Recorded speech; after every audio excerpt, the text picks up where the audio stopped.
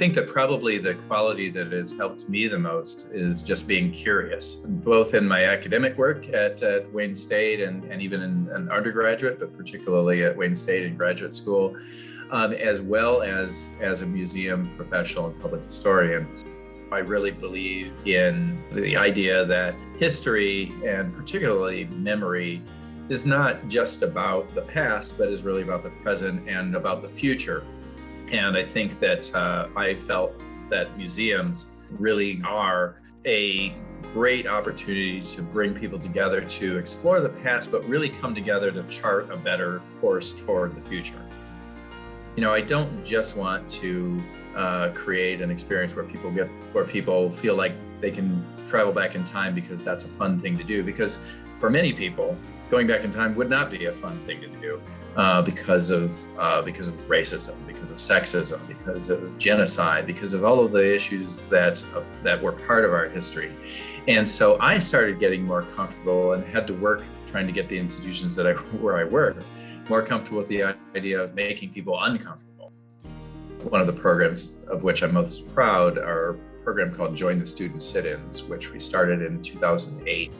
And it's based at the iconic Greensboro lunch counter from Woolworth store in Greensboro, North Carolina, where on February 1st, 1960, 4 African-American college students at North Carolina A&T sat down and politely asked for service. And when they were refused that service, they politely refused to leave and just kept sitting there.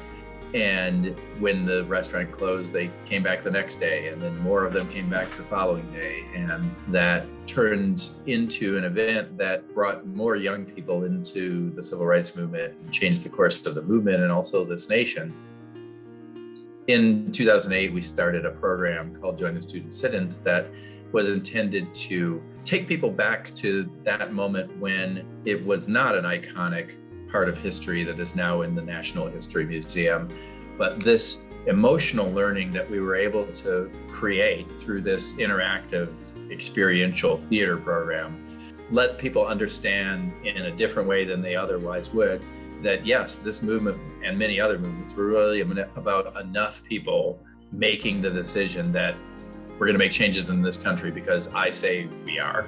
And enough people agreed with them and made those changes. And that was really one of the things when you study the civil rights movement as a scholar, you realize and you talk to people who lived through it, that the change within themselves was often the biggest change that occurred. And I think for many visitors, that understanding of this personal decision that people made was something that would be hard for people to understand by reading a book. It'd be hard for people to understand by watching a film about it. But the way that we were able to use and experience provided that emotional learning that is just very different. And people, came away with an understanding that they wouldn't have otherwise. I think today we are at one of those moments where history is really top of mind for so many people. And I'm hoping that we can really take advantage of this moment, because while history is top of mind right now, it's always there. And it's always important for people in understanding who they are today and who they will be tomorrow. When I was in graduate school at Wayne State, I entered it with an idea that I would move toward a PhD and become a scholar teaching in a university. And I thought, that's what real history is. Though I worked in public history for 3 or 4 years, I had a lot of fun at it. And I thought that we had provided a lot of value by giving people information and making people more knowledgeable. But I felt like the real work of history happened in the academy and so forth. And over the years, I started thinking differently and thinking how important that this work was more and more important, and that it needed the connection with the academic work and that rigorousness. But in and of itself, it was some of the most important work we can do and that is needed in our society.